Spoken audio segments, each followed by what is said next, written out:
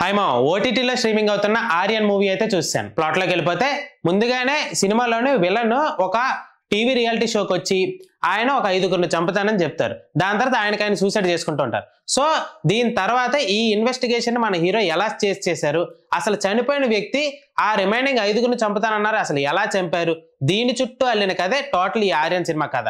ఇందులో పాజిటివ్ విషయానికి వస్తే మాత్రం సినిమా బ్యాక్డ్రాప్ స్టార్టింగ్ పాయింటే మాత్రం ఒక ఇంట్రెస్టింగ్ టాపిక్ తోటి స్టార్ట్ అవుతుంది.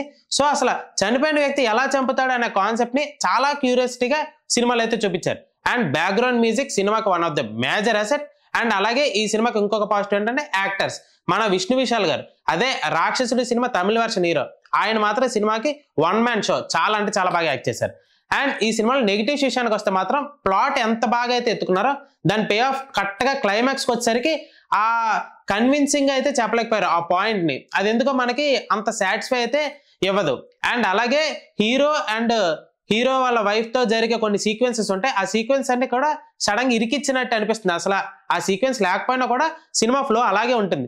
ఈ రెండు లేకపోతే మాత్రం సినిమా ఇంకో లెవెల్కి అయితే వెళ్దాం. సో ఎవరైనా ఇన్వెస్టిగేషన్ థ్రిల్లర్స్ నచ్చే వాళ్ళు ఎవరైనా ఉంటే ఈ సినిమా నెట్ఫ్లిక్స్లో స్ట్రీమింగ్ అవుతుంది, ఒకసారి చూసేయండి. మరిన్ని మోర్ ఫిల్మీ అప్డేట్స్ కోసం సబ్స్క్రైబ్ టు షుగర్ ఛానల్ మావా.